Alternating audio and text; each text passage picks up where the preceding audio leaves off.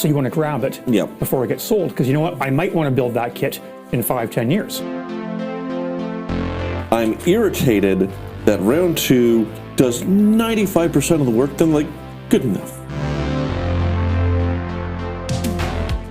Almost every modeler's got a stash, but when does it stop being a collection and start becoming a hoard? You know what I'm talking about. Those unopened kits stacked in the corner, the ones you swore you'd build someday. Well, in this episode of the Modelverse, I sit down with Tim from Scale Icons and unpack the psychology, the guilt, and the joy behind our ever-growing piles of plastic.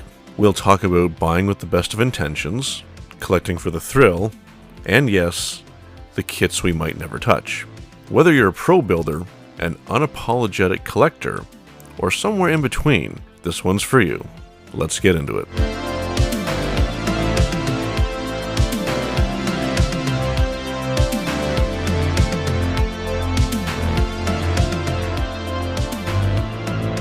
Hi, and welcome to the Modelverse. My name is Tim. I'm the host of Scale Icons on YouTube. With me today is Jason, the host of Jason Space Talk on YouTube, Instagram, and occasionally TikTok. Just that? That's it? Occasionally. I've kind of given up on it. It's terrible. Well, you know what's terrible? What's that? So I was going downstairs to where my workroom is, and that's where I keep all my models. All right? My stash, right? And I was looking, I've got a couple of builds on the go right now, and I was getting ready to pull it out of the shelf. And as I'm looking for it, because I just reorganized after Christmas, I realized I've got a 1400 scale AMT Enterprise D, the original issue. Okay. And I said I realized because I forgot I'd had it. I pulled it out, and it was covered like an inch of dust. Right? So as I'm looking at this model, and I'm looking at all my models that I have to build that are on my various stages of progress, and I'm looking at my stash, I realize it's not a stash. I think it's a hoard. A hoard. You know what? I can actually sympathize. Speaking of model stuff we've forgotten, so I have a collection. It used to be the background for my videos before I changed things up, so you can get a sense of what it used to look like. I bought a third Miranda class, Reliant, 537 actually from Bill. I got home and I'm like, I'll just add this, so I'll have 2 of them, and now I have 3. Well, actually, I don't have 3 anymore. I gave one to IPMS for Capcom. Oh, okay, for the silent auction. Yeah, I gave them a bunch of thirds I had. But yeah, that's the problem. But that is the problem with hoarding, is the situation where you get so much that you don't necessarily know what you have.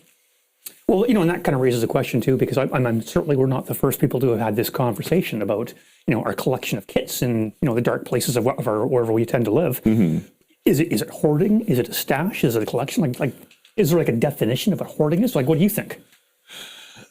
Okay, so my feeling is that part of it is, I think you can call collecting as much of a hobby as building, as one approach. And I'm sure I've heard of this from IPMS meetings. I've never experienced it directly, but you've been a member for a lot longer than I have. And my understanding is there are people who go who have never built, they collect models, but they haven't never built anything. And now I don't know how they feel about it, but I do feel that. Okay, let me put it another way. Years ago, I went to buy a pair of shoes, and the guy selling me something. These are great shoes. I got 3 pairs of them. I'm like, why would you have 3 pairs of shoes? And I also used to listen to the Bob and Tom show, which is an American syndicated radio show. I remember Bob and Tom. Bob and Chick McGee, their sports guy, collects shoes. So once again, there's just kind of that weird Kevin Bacon 6 degrees of so you collect shoes, you can collect models. Now, personally, I buy them because too many times in the past I've run into not being available when I go back. As an example, and I'm talking about this quite a bit, the 1400 Enterprise D, especially now, if you see one, buy it. because of how they did the rollout, it was a mess for people who didn't pre-order. Are you talking about the round 2 re-release? Yes, the round 2 reissue, pardon me. You get, if you see it, buy it, because it probably won't be there when you go back. And who knows when they're going to release it again, since they're not particularly good at releasing things in any way that makes sense. So my stash exists because of, like, I want to make sure I have it so that when I finally get to it, it's available. Yeah, so I think I've bought most of my models with the same idea in mind. Not so much that I'm concerned I'm not going to be able to find it again, but I go in the store, I see it there, say, oh, you know what? First of all, I got money to spend, right? Which is important nowadays. Yeah. But it's something I've always wanted, right? Or it's, oh, you know what? I've been meaning to get that. I'm going to get it now. I never really thought about it not being available. But, you know, I look back now and I realize, yeah, you know, it's not quite often times, you know, those kits I was looking for, once they're gone, they're gone. And it's not just round 2. It's every model producer, they do their certain set of runs. And if they sell well, they'll pop more. If they don't sell well, or they don't sell as to expectations, it's not cost effective for the company. So they'll produce more of the ones that are selling. And so that's why I've gotten a lot of my kits. And like I'm looking at I've got a Viper from the Battlestar Galactica remake. I had full intentions of building it when I bought it 20 years ago, right? And I think that goes to all my models. In fact, it pretty much divides into 2 categories: models that, you know, I bought myself from the hobby store with full intentions of building, and I just haven't gotten around to it. And then models I may have picked up in like a dealer room or an auction. Some are super dirt cheap. I said, well, hey, you know, I can't pass this by for $5. And so I'll grab that, and it goes on to that into the hoard as well too. Actually, I do want to give a shout out to our sponsor right now, the Hobby Center, where we're shooting. I've been shopping here for years, like at 2 or 3 different locations before I got here. But Bill and I actually got acquainted when I found the shuttle Tidarium here, the old MPC release of the Lambda class shuttle. And I did a post about it. I'm like, hey, you know what? Bill gets these estate sales. And, you know, sometimes a hard to find kit. This is the place to go. And that was well over a year ago now. I think what this kind of illustrates is that whole dichotomy between organization and chaos when it comes to collections and stashes, right? And yeah, people do buy their kits to collect. I used to work with a guy before I retired. He was a massive Star Trek fan, but he kind of kept it really under the radar. And when I found out about it, he was showing me pictures of his stash, and it was literally his entire basement. Think of the last scenes of Raiders of the Lost Ark wheeling the crate in. It was arranged like that. It was floor-to-ceiling AMT kits from round 2 current releases all the way back to stuff from the 70s, all unbuilt, all in the original shrink wraps. I said, Glenn, what are you doing with all this stuff? I collect it. I'm going to have to get back into building, is what he said. But he's very proud of his collection because he put a lot of money and effort into building this massive collection of Trek models. And he's a huge Trek fan.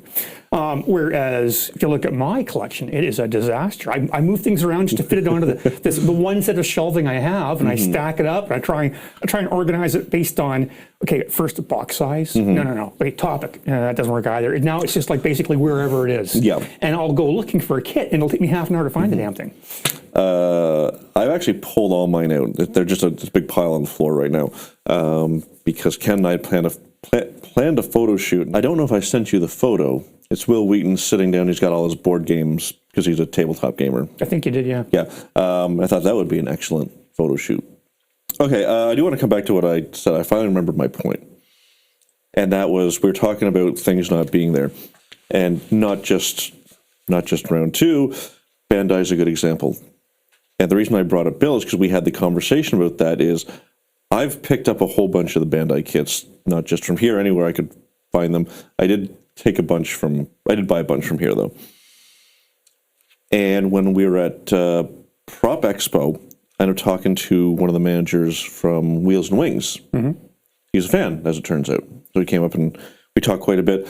And he had discussed the same thing that Bill had, and that is that Bandai is weirdly inconsistent in their release. You can get it, then you can't get it. But if you go to their website like right now, like for example, the A-Wing, there's no A-Wings out there.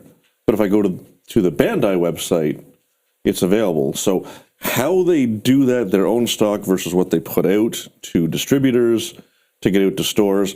And once again, I do feel like, and pardon me, not once again, this is more of a new thought, is that hoarding might actually be an essential part of the hobby. So it's almost like preserving, right? Mm-hmm. Yeah, because that's always an issue, right? Is Bandai or whatever, or especially some of the smaller companies, they release limited runs, right? Yeah. Or there's discontinued kits. Like we know that a certain kit is no longer being produced. It's still on the shelves, but so you want to grab it before it gets sold because you know what? I might want to build that kit in 5-10 years. Yes. Right. And like we've all seen what it's like to go shopping for old kits on eBay, right? Yes. Right. 3-digit prices for kits that aren't worth 1 digit. Not just eBay, Facebook Marketplace is an excellent source for those as well. I found it's kind of dried up, but I found a whole bunch of finds last year. I got 3 of the old Defiants for $30 each. Oh wow! And you can't get them anymore since someone broke the mold with the last run. Is that right? Yeah, the 420. Oh, I heard something about that. Yeah, the 420 Defiant is gone. Yeah, it's no more. So, and it's round 2. Are they ever going to release something besides their 1,000 scale? Who knows? People are asking for You've got a real hate on for round 2, don't you? Okay. Okay, this is a good time to talk about it because this is probably going to come up a lot. I don't hate round 2. I'm irritated that round 2 does 95% of the work. Then, like, good enough. It's good enough. When they first started back, when they first kind of got the playing, how did it work? AMT Yertle went into business sometime, I want to say, in the late 90s. Playing Mantis came along and got the Star Trek license, and they did Polar Lights as part of their branding. That gave us those little 1,000. That gave us the 358 NX-01, the 350 refit, the 1,000 scale ships that are very popular now. Yeah, the Constitution class and the D7. Yeah, exactly. So then I guess Playing Mantis went into business. I don't know the whole story. I talk about it in one of my own podcasts, actually.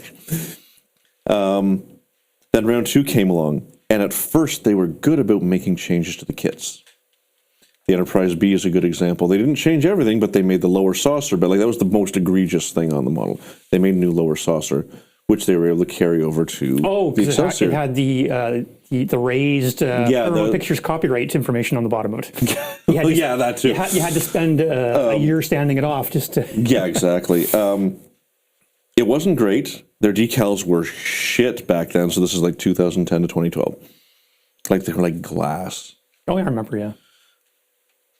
But they put effort in. And somewhere along the line, they've just put less and less effort in. And my biggest issue is that they will cry when people say, oh, we disagree. When people say we don't care about sci-fi. I'm like, yeah, but you can say that. But when you release, for example, the 350 Grissom, new kit, right on the box, made for lighting. And it comes with not a hollow rod, but a solid rod. So that's actually interesting. I know we're going off topic here, yeah, but that's going to happen. I picked up the 350 Grissom a few months ago, and I was quite surprised to find a hollow rod inside. Oh, there was a hollow rod? Yes. Oh, so maybe I did just get a poorly quality controlled model. And I will say this in round 2's defense, their customer service is the best I've ever dealt with. I've had to call them for broken or missing parts. My one son had to call them for the new Discovery Enterprise. Right. He had bought the lighting kit for it with the motorized nacelles. One of the motors was dead. Okay. And they shipped him a new one. They shipped me my new parts without question. No receipts required. If you're calling, you must need it. We'll send it out to you as soon as we can. Didn't cost us a dime. We had it a month later.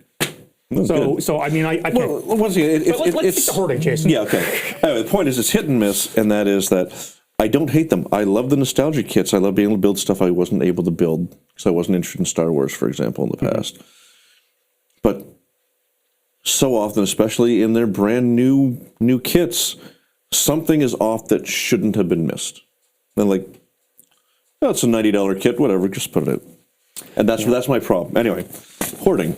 Yeah, but you did bring up a good point about nostalgia. Like I've purchased many kits for my stash because for one reason or another, the kit I buy, which is like a repop of a previous kit, is something I didn't get or wasn't able to get for any number of reasons when I was a kid in the 80s. I just couldn't get it. So by getting that, it's kind of tickles that nostalgia button for me. Yeah. Oh yeah, no, 100%. And like I said, for me, the Trek kits, especially when they reissued the 537 refit, which has been a terrible kit since 1977. 79, pardon me. But then, so it was a smoothie. So my understanding is, and you'll probably know about this before too long, on something you're researching right now. I believe it was a smoothie until the Star Trek 3 release, and that's when they put all that. That's when they put all that awful detail on the hull. This is going to be a topic for another episode, I think. But yeah. So I did have the very first release of the smoothie kit. I got it in I want to say December '79 because I remember it was wintertime and it was around the time that the movie came out. I don't know if it was the January or the December, but at any rate, it was completely smooth. It had all the hatches in the bottom of the saucer. One set wasn't missing. Right. Yep. It came with reflective stickers. Yep, not the decals. the reflective stickers. Yeah, reflective stickers for the torpedo launcher, the impulse engines, the inside of the warp grills, which was smooth, it wasn't ridged. And it had dry transfer markings. So for the registration, the pennants, it was like dry transfer. So there's no water required. And it even had a little rudimentary lighting kit with a little grain of wheat light bulbs. Okay. And I remember my biggest disappointment was the advertisement for it in the comic books showed a picture of it, saying, AMT has got the most out of this world models there are, right? And it showed a picture of it. And the way they lit this model, they were shining a light on the nav deflector. And it made me believe the nav deflector would illumine up, because that's all I cared about. Because that was the coolest thing I'd seen when I was, 10 years old. And no, the grain of wheat's all that it was like the window lights in the saucer. That was it. Very. In fact, actually, the current version you can still see the little 3-point prongs inside the saucer with those bulbs. Yeah, there's always remnants. Yeah. In fact, actually, the 537 was the first kit I ever built. Is that right? Star Trek 4 was my entry into Star Trek and as an extension modeling, and I can't tell you what happened. I got that kit, then I got grounded for something, and my parents took it away before I could build it. But I was a sly little kid, and it was the 80s. They were working 12-hour shifts, so I'd find it in their closet, and I put a little slit in the plastic so I could pull the model out, and I worked on it, and I put it back in its plastic. It was still awful. It was still awful. Yeah. I mean, imagine building that when you don't know what you're doing. Well, that's kind of funny because I think if I had one consistent theme looking back over the last, I'll say 4 or 5 decades. Well, I'm 58, right? So maximum 5. Yeah, I know I don't look it, but I'm 58. I've been building models since my first model I remember building with my dad, I was so young I didn't know that the decals were water. I remember one morning it was a German cargo plane of some sort. I remember getting up one morning and I know I'll show Dad. Right, I come down and I cut the decals out of the paper. Right, the old tester's glue, stick them on there. Look at me. I guess that's right. but really, it's aside from that, I got into Star Trek modeling would have been probably about 75, 76 with the TOS Constitution, the Enterprise, right? And I think over the years I have built that AMT kit probably 8 times, and that and the 1/537 scale refit. Yeah, I've always had at least 1 or 2 of those in my stash, so I keep going back. Not to the 537 anymore, but I do have an unbuilt original AMT Enterprise that I picked up at Wonderfest a couple of years ago. Okay, so it's always there. But that's really what started. And in fact, I think about it now, as I love all science fiction, but the one model genre, or I guess topic, I've always gravitated to stock up my stash has always been Star Trek kits. And I think that's because there has always been this current in Star Trek modeling fandom of kit bashing, going all the way back to the 70s and 80s. I remember reading about people building Saladin class destroyers, right? The single nacelle below the saucer. I remember reading all kinds of kit bashing articles. When I started reading Fine Scale Modeler in I guess it would have been probably the early to mid 80s, seeing kit bashes in there, and you never really saw that with Star Wars models. People would build the Star Wars models as they appeared on screen. Whereas Star Trek, it always seemed to be all about creating new designs or tweaking designs. And then I got into Starship, the fastest Starship battles, and the Star Trek role-playing game in the mid 80s. That was with the little, not lead, but the little... little white metal figures. Yeah. And they had all the different manuals where you could design all kinds of ships. And I just loved all these amazing designs. And I said, one day I'm going to start making my own versions of these, So I think that's why I always stuck so many Star Trek kits in my shelf, and to this day, I like to kit bash. I have done a couple of kit bashes I'm incredibly proud of to this day, based on old Star Trek kits. I've got one that's composed of 2 refits and a Miranda class, so 3 donor kits. And so that to me is why I hoard the Star Trek models, and why, oddly enough, I rarely build a Star Wars model. I built Star Wars models back in the 80s. I remember having a great time building the B-Wing and the A-Wing when AMT released them after Return of the Jedi. I have nightmares about the original release of the Millennium Falcon with the extra wide body and the clear plastic engines and whatnot. But hey, you know what? Yeah. We didn't have the internet back then. Yeah. It was accurate because the model company produced it. Yeah. Right? Quick question, because I know they're posted somewhere. Your kit bashes you got them on your Instagram? Yes, some are on my Instagram, some are on my Facebook page. Most are on my Facebook page. Okay. Nostalgia's part of it because of my love for the old Trek kits, especially once it hit the 90s, early 90s, and they start producing more. Because for years it was just the old 60s kits and the 537 refit and the Katinga class. But then they started producing, they did the Reliant, they did the Excelsior, they did the Deep Space Nine Runabout. Because at that time, Next Generation was a massive hit on TV. Yep. Even non-Trekkies couldn't wait to get home to watch Next Generation, because I experienced that at work. You had, we won't mention Star Trek 5, but you had Star Trek 4 leading up into the 90s. You had Star Trek 6, which is a big hit. Deep Space Nine came out, so Trek was everywhere in the popular culture. So it made perfect sense that AMT would expand their license. Yeah. And of course, when I was building those at the time, I wasn't any good. So where I'm at now, I'm like, now I want to try these again. I have the skill to do them justice. Yeah. So the Star Wars kits now give me a direct comparison between what was with the MPC reissues and what is with the AMT, with the Bandai's and Revell Germany's. And to be able to see that contrast in real time is an interesting experience, because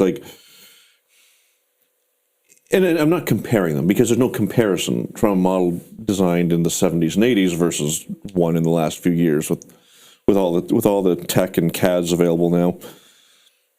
But just to see the contrast in not just the quality but the approach. And my feeling is that for not just now, but looking at the comparison I said it's not a comparison. This is where I'm making a comparison. I apologize for lying. It's a non-comparison comparison. No, yeah, exactly. It feels like my complaints about round 2 in another episode, but old MPC kits, old AMT kits to certain things that they do now, it feels like North American manufacturers have always been cheap. And what I mean by that, stingy in their plastic, stingy in their supports. So you've built the Bandai, some Bandai? I've never built a Bandai kit. Never built a Bandai kit? Well, other than Mecha or various Gundam kits. All right. So basically, the old Star Wars kits snap together. Okay, well, sure, fine, whatever. The snaps don't work or they don't line up or whatnot. Bandai's pressure fit. Because you can... If you have to, you can put it together and take it back apart. So, with using your example of Bandai versus, say, repops of the older MPC kits, do you find that kind of drives you to purchase more of the say, for the lack of a term, better engineered kits to put into your collection or your stash, as opposed to the ones that are not as good? Yeah. So let's say there's a hypothetical where everything's easily available. You can just go to the shelf and grab it. I would double up on Bandai's, and I would really get the old MPCs just for nostalgia, to potentially try, knowing that it is going to test me, versus if I put this Bandai together, it's just going to go together and just going to fit. Versus, as I said, I mean, that Falcon even... It's funny you should say that, because being a couple of years older than you are, I started building models in the 70s, right? Yeah. And that's all we knew was, the AMT kits, the MPC kits. And I know they caused me plenty of gray hair at an early age trying to get these damn things to fit together. And I knew nothing of gap filling putty or anything like that, or certainly aftermarket parts, right? So you just made do with your little tube of testers cement and your plastic testers brushes and your testers enamel paints as best you could. And we didn't have the internet to refer to. We didn't know that there was problems and how to fix those problems. So to me, when I see those older kits, it's like, not just, old home days. And so when I come across a better engineered kit, it's like, this is amazing. Yeah. What a joy it is putting these together. It is. And I like to, once again, I don't want to make it seem like I'm hating on the old kits, because as I said, they were all that existed. It's a product of the time. Yeah, exactly. But like I said, from a practical point of view as a modeler, if I have an MPC Falcon or a perfect grade Falcon, I know one of them is going to make me lose my shit. And it's not the Bandai. Even with the changes, I'm working on one right now. Even with the changes, it's still terrible. It's still terrible, and it's sad because the surface detail is really good. I know we're going to talk about accuracy in another episode. Yep. Remind me of that, because I can tell you what accuracy. Okay. Yeah. My rule on accuracy, but that's a topic for another day. But do you ever buy anything because I know you mentioned earlier tonight that my skills are better now than they were when I was a kid. Do you ever buy a kit because you say, okay, right, I don't think I can tackle this right now, but I'm working on it? Like, I know some people buy kits because they want to improve their airbrushing skills. Yeah. And they say, okay, when I get better airbrushing, I'm going to build this. I'm going to build this Batmobile. So, yes and no. There's not so much intentionality with say a specific skill, or skill building or waiting until I have a skill. More like, I know now I'm able to build this and do it well. And now I got to try. Maybe it's the same. Maybe it's the same answer, just different techniques. I can model making techniques I can apply to make it as good as it can possibly be. Because here's the thing, I can't say that my skill set. I mean, no one's skill set should be permanent. It should be constant growth. Like, for example, like I can achieve weathering in spite of not being able to weather models. It just kind of works out. Yeah. Like, I've watched videos, I talked to other people about it, and I get the results I want that, are passable for most people. I guess that's why I got into Star Wars, actually. Now that I think about it, now that I'm going to actually answer your question. Rewind the tape. Yeah.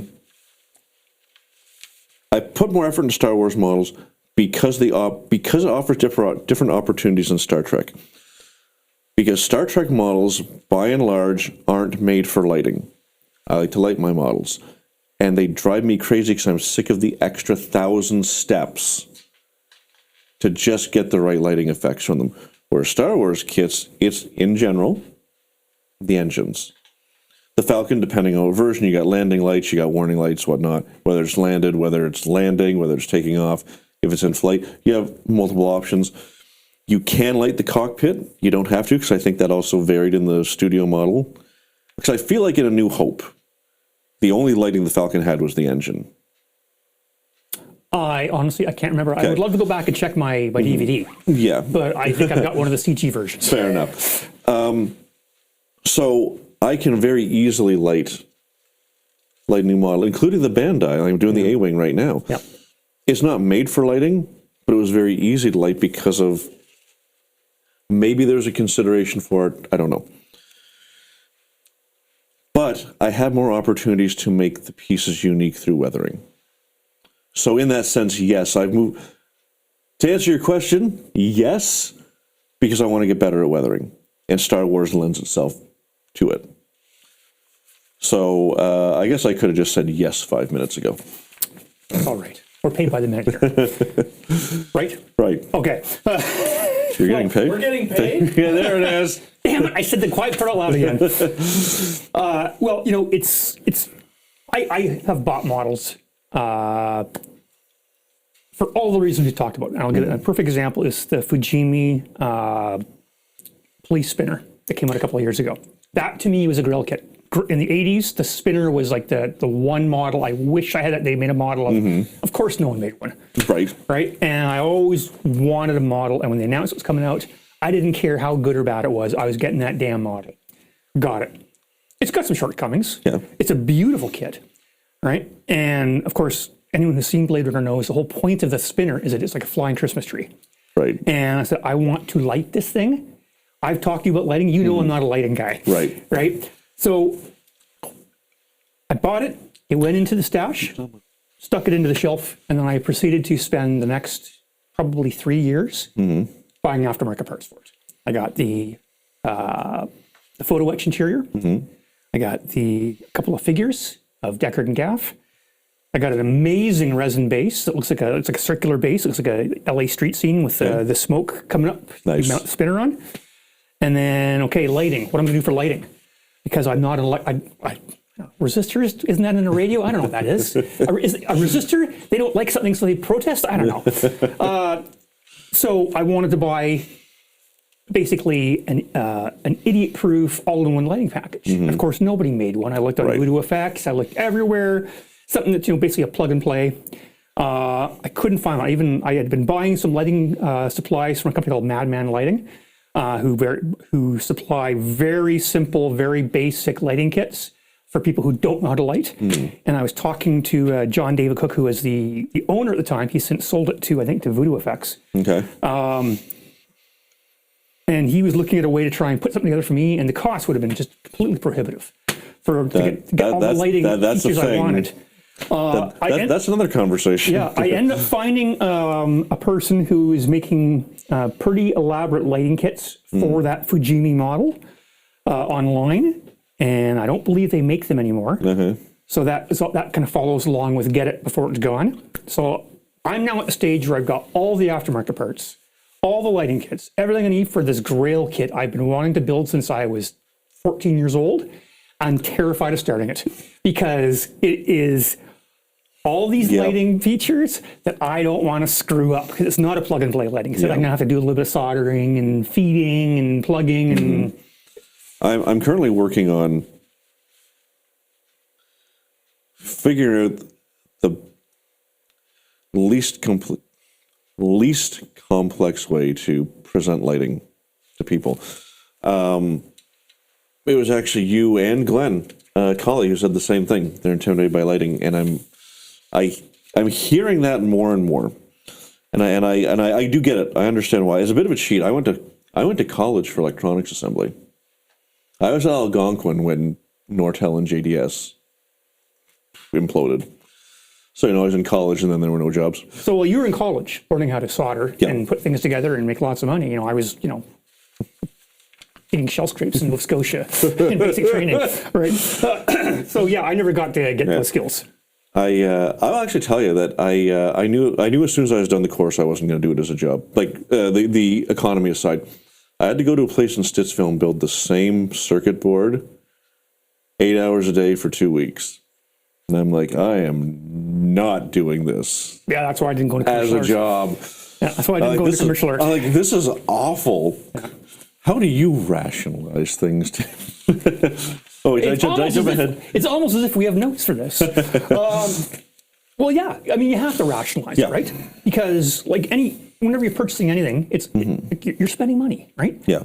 you're committing to purchase a product. You're committing to, at some point down the road, devote hours of your life to a product, to a project rather. And if you don't enjoy the topic, enjoy the subject, don't have an interest in it, you're just wasting your money, wasting your time. Yeah. So for me, the longest time being in the military, I say, okay, I'm going to buy these kits knowing I don't have time to build them now. I will retire one day and I will build my kits. Haven't yet. Right? So I've heard some people talk about supporting the hobby industry. Well, I'm buying because I want to make sure that, it's a hobby that's in jeopardy because people don't build anymore. I want to make sure I'm supporting my local hobby store. I want to support an industry. I want to make sure people understand that there's still money exchanging hands. That's not so much for me. I can see the rationale behind it. What about you? I do it because I want them. There you go. I mean, that's the ultimate answer. Now, I don't have any of that thing like your wife lets you do that, whatnot. It's, I have my thing that I do and I collect them because I either want them for myself or if I happen to get a commission, I need it in my inventory so I don't have to go find it for $500 later. But there is also the element of supporting the stores and whatnot because, so I do visit, I don't want to say all of them, but the bulk of them around here. So I spread things around a little bit because,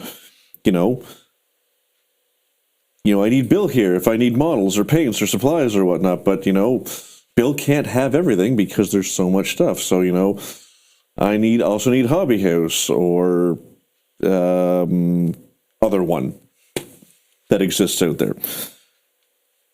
So, now it may just be a drop in the bucket, but at least I can at least support you somewhat with my money by getting these things. But like I said, it's twofold. It's at its core, it is. I don't want to say selfish, but yeah, let's go with that. You ever buy anything just because it's a collector's item? I don't want. No, it's not for parts, not for building. It's just to have. So I've met people who collect models just to collect the models. I haven't, but that's what comes back to what we talked to at the beginning. Is like, yeah, collecting. We'll just say it again. Collecting model kits is a legitimate hobby in itself. And I'm not here to say that that's right or wrong. Yeah. For me, I personally want to build a model. I mean, when I get home, I just love opening it up and running my hands like a greedy little whatever, going through all the parts and looking at all the parts, see how they fit together. I've been doing that since as a kid. That for me is like a dopamine rush. It takes a long time to get to them, but yeah, I love getting it back and opening it up. Yeah, but at the same time too, I can perfectly understand why someone would buy one or multiple versions of a kit because they just want to collect it. Because they like the box art, or it's a rare kit, or one day it's going to be worth money, and that's not a lie because you can sell old kits, vintage kits, for a good dollar on the aftermarket market. Well, it's fine when you're the seller. But well, that's called capitalism. I lied. I got the 2 Cerritos kits because they did a 500 kit run of the box art from the Lower Decks episode where they were building the Cerritos. Oh, really? Now I will build the model kit out of that, but I want to keep that box, and I also came with a Elcar's poster of the Cerritos. So yes, I have, but it's not common enough for me to remember. Yeah, I remember in I want to say probably mid '90s, AMT did a run where all their big Star Trek kits came with posters. I've got both of them. There was a cutaway of the refit, a cutaway of the D. The Enterprise D, with a picture of William Shatner or Patrick Stewart on. I got them both framed above my desk. You're a bigger nerd than I am. And I have Deep Space Nine.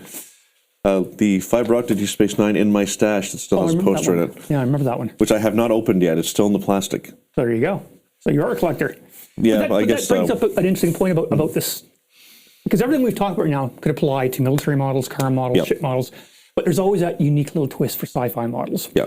And you were talking earlier about getting something before it's gone. I don't think car modelers really have to worry about that like science fiction modelers do. Because there's a very long period of time. If you wanted to build, say, a Space 1999 model, you're out of luck unless you can find something on eBay, right? Yeah. Alien, we had all those kits from Halcyon. Yep. Right. The only commercial kit was the NPC Alien figure, and that was although it's been released a lot, re-released a lot, it was never really done in large numbers, so it was hard to find anything. If you go into really science fiction, was Star Wars or Star Trek, right? So the smaller IPs, I think for me, when I would see something like that, I would get that because it was rare, unless it just wasn't cool. Like I can tell you right now, I did not spend a dime on any Independence Day models, and they were everywhere. Oh my God! Yeah, yeah. It's no, I think you're right, and I might be wrong. I might have this breakdown wrong, but if you looked at a pie chart of modelers, I feel like it's like the bulk is car, then armor, then planes, then ships, and then a wee little wedge is sci-fi. Yeah, we're such a small part of the. But I think though that sci-fi models are becoming more popular now in terms of you like just walk into any hobby store, walk into the Bill store, look into the science fiction section, how big it is. Go to Hobby House on Vanier Avenue. It's massive, and there's more than just one topic. Yeah. Whereas thinking back to the 70s and 80s, well, really, in my hobby store in the 70s, there was no science fiction until Star Wars came out. Right. And you I had suppose. the 4 initial releases. Then they started coming out with more and more and more. Sorry, there was Star Trek. That was about it. Yeah. At least in When you would have only had the 4 kits. Oh no! I remember. Like we had the Enterprise with the Klingon. We had the Romulan Bird of Prey. We had the half scale adventure set with the phaser, the communicator. Yeah. We had Mr. Spock shooting the 2-headed snake. Right. Yeah. We had. There was more. There was a lot. Like AMT really milked that license further than they could. Even the butter dish on popsicle sticks, the shuttlecraft model, right? They had a lot of stuff, and again, that's a topic for our accuracy video, but it's not. I don't see that as an issue now. I think younger sci-fi modelers are living in the golden age right now, when they can walk into a hobby store and see a wide variety from all eras and a wide variety of IPs. It'd be nice to reach some younger people. I don't know how your demographics look, but mine are generally 35 and up. I would like to reach younger people. And we'll see if the Star Wars stuff does. Once again, that's an aside, but. What about, have you ever come across any, what do you call them, variants? Like I remember when the 350 scale refit was first released. I remember reading on the various Starship model forums, people were saying, hey, I opened mine up and it's blue. Why isn't it white? And there's all kinds of conspiracy theories floating around out there. Oh, it's a special limited edition. And if you get this, you can. No, it was just the chaser at the end of the run. They would use blue styrene instead of the normal white styrene. It just signified the end of the run for that particular batch. But I know that some people have, and continue to do so, go looking for these rare, to them rare, or variant kits as a means to collect it, because there aren't a lot of them, because just the way it's manufactured. It's like, when you go to the restaurant and you get your receipt from the server and it's got that little red stripe telling it's the end of the reel, right? Yeah. It was the same thing essentially, that when they manufactured, they had the blue styrene, so it would signify in the factory, okay, right, that's it, time to change whatever. Right. That I'm not, I don't remember that. I do remember watching the development of the refit. And I wish I couldn't even find the Wayback Machine. But they did a lot of posts comparing the development of the 350 refit to the 350 NX01. Like there was a lot of blogs, I guess, at the time. But I can't find them anymore. But when you talk about, limited edition or, variants or whatnot, I never collected them, but what I would have to say, the thing that always caught my attention was the lighted kits. Like the fiber optic Enterprise or the fiber optic Star Destroyer. I was never into Trek 5 Light and Sun Enterprise. I was never into it. One, because I didn't know how to do lighting at the time. But just looking at the pictures, I'm like, this is not going to look the way I want it, so I'm not going to bother. And I've seen those kits now, and like you said, the refit when it was released in '79 with lighting was garbage. It was the same thing, basically. And yeah, the lighting kits they produced for those were shit. And I was like, no. So I pretty much stuck to main production runs. Okay. Yeah. Now, one thing that always comes up in any discussion about hoarding or stashes is how much geography is it taking up? And that's a big problem. It's like I've talked about my colleague at work who had almost his entire basement floor to ceiling, rows on rows on rows of shelving. I think you've got a fairly large collection. I remember seeing some of your earlier videos. Yeah. I've got a single Canadian Tire metal shelving system that's just totally stacked with a couple on the floor over here and some in a little bin over here. It's difficult because if you don't have a lot of geography in the first place, it's hard to maintain a stash or hard to maintain a hoard. Yeah. What are your thoughts on that? It's for me, it's bad right now because I don't have the storage racks anymore. But I would say I had 2.5 of those big plastic storage racks full of stuff. Now I'm making a conscious effort to get through my stash. Right now, there's not a lot of stuff coming out that I'm interested in, and I've collected the things that I wanted. I'm at a weird place of like, I'm not really looking for anything else to grow my stash. But it is a mess because I don't have those racks, so it's just kind of all over the place right now. But yeah, it's if you don't have space, I mean, then I guess you don't collect. But at the same time, maybe you don't build big models either. Maybe you only build 2500s or 1000 scales because you've only got like this much wall space available. Yeah, no, I totally get that. And like there's a time when I would have preferred larger models. But I think once the economics of how much paint costs and how much time it takes to paint large models, I've gravitated to smaller scale models because I actually, like a perfect example would be the Round 2's 1000 scale fleet is that I never would have, 15-year-old me would never say this. 58-year-old me is going to say it. I would rather build a 1000 scale model where I don't have to worry about so much surface area and so much detail to worry about, where I can, I'm not cheating, but I can suggest detail more efficiently and more effectively in a smaller scale model than I can with a larger scale model. Yep. I actually had the 350 scale refit once, and I did with it what I did with the spinner. I bought the kit and then went on this treasure hunt for all the aftermarket parts I could get, all the lighting, everything. And I remember looking at it and seeing this gigantic saucer the size of a nightstand, thinking, where am I going to put this bloody model when it's done? And I ended up selling it. Yeah, along with all the decals, all the aftermarket parts, all the lighting, everything, because I realized, you know what, it's just too damn big. So all of the models I have now are all relatively small desk-sized models. Yep. I avoid I avoid larger models because, I have to look at the fact that with my age as well too, I am probably one of the slowest model builders in history. It takes me years to finish one model. And usually it's a mad rush the night before a model contest where I'm up at 3 a.m. doing my final gluing and painting. So I look at my current stash, which by a lot of metrics is probably not that big. And all I see is, am I going to get that one done? Am I going to get that one done? Am I going to get that one done? And I start prioritizing which ones I want to build or which ones are going too much into an estate sale being sold at bills.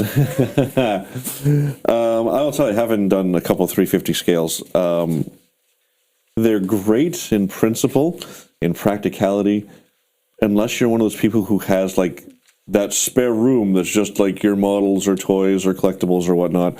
They're horribly impractical. 1000 scale, 650 scale, the 537 in that range, those are really good shelf models. Because they will, in general, an IKEA floating shelf, they'll fit, no problem. But those big 350s, if time, money, stress to build, then what do I do with it if I got nowhere to put it? No, that's the other piece as well too. So then you have to go back when you first bought it. Was that ever a consideration?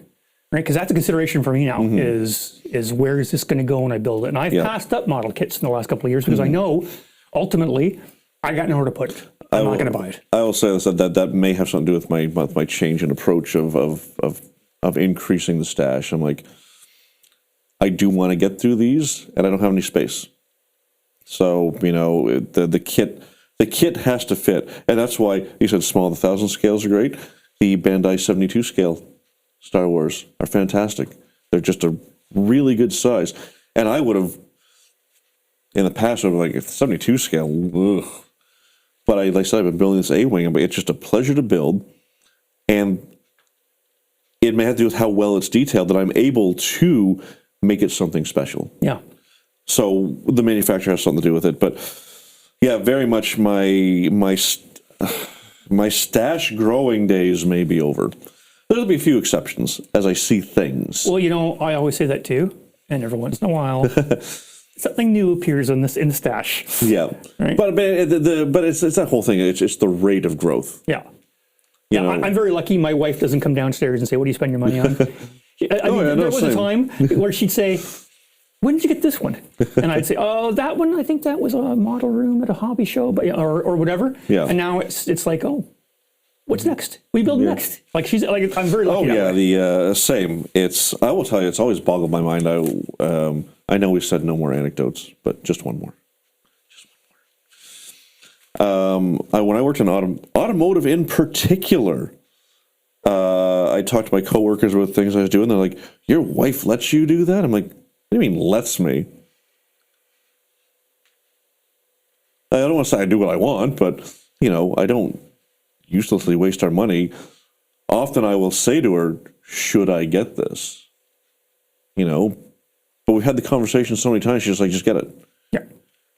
If it's going to be gone, just get it. Well, what my wife always says too, when she's telling her friends about what my hobby is,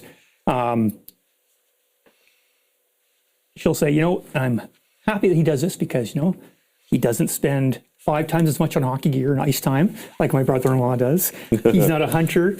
He doesn't go fishing. He doesn't go to the bar and drink every Friday night." She says, "I'm happy every weekend he's downstairs in his workroom building a model, and I'm perfectly happy with that." Yeah. She's in the other room watching TV. So, but Yeah. I will ask you a question that she's asked me. How many models is too many models? Is there such a thing?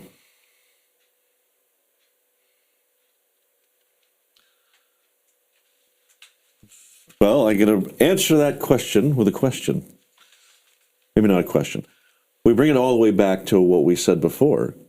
Is hoarding or collecting, we'll call it, a hobby? If collecting kits is your hobby, then no. If building your kits is your hobby, then yes. I agree completely. Because once you get to a mass that you can never possibly build, and you don't collect the kits just for the joy of collecting kits, then then you've reached critical model mass. I agree completely, and I think our entire audience would agree with you as well too. And they'd also say, "But we've all passed that." Oh yeah, Everyone it is going to be extremely difficult for me to get through what I have right now. What about purging a stash? Have you ever thought about purging it? I did just recently. I went through. I must have given IPMS Ottawa for Capcom maybe 8 kits. Things I had, a couple things I had triples of, maybe a couple doubles, even a couple things I'm like, this does not fit my plan anymore. Yeah, I've done that as well too. I've gone through my and say, okay, all right, I'm never going to build this. I bought this 30 years ago. I'm never going to build it. Yep. Donation, settled it on eBay, whatever. Yep. I have generally kept doubles just for the sake of, once again, I'll have one for myself, and if I ever sell a commission, I have it in my inventory ready to go. So I don't have to, in 3 years, find a 537 refit because they never repopped it anymore, and they're like $500 on eBay. So it's just more for my own protection, but that's. But yeah, purged I have done. Yeah, I've got quite a few unbuilt kits myself, as I've been talking about. I'm still purging.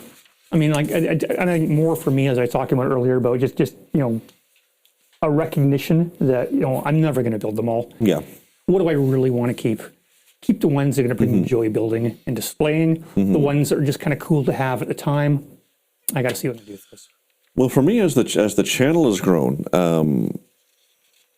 I've kind of only got a content strategy fairly recently, as it suddenly caught on, and I do want to build the old Star Wars models and the new Bandais, and I even have some fine molds in there to just demonstrate the differences between not just age, but manufacturing approach. Because not just approach, it's also, we'll say, cultural differences between North America and Japan. For example, the amount of effort put in versus the amount of effort not put in.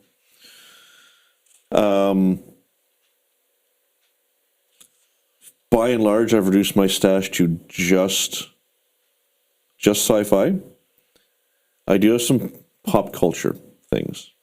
Some mostly cars, movie cars, Back to the Future, Knight Rider, A-Team. I found the A-Team van. And some planes. I got a B-17 because I like that subject. And with Masters of the Air having just come out, it does fit the kind of the pop culture tag along to my sci-fi channel. Mm-hmm. But by and large, it is very focused onto what I'm doing now. Cool. Well, you know what? I think you and I have kind of beaten this horse to death, but I'm very curious to know what our viewers think. What we'd like to know from you. How many models do you have? Like, do you have any thoughts on what we talked about? How many models is too many models? Yeah, drop it in the comments and let us know. I'm sure there'll be some people who disagree with us. Hopefully most agree, but... Well, I just hope they've stuck around to this point to hear this call to action. If you made it this far, thanks for watching.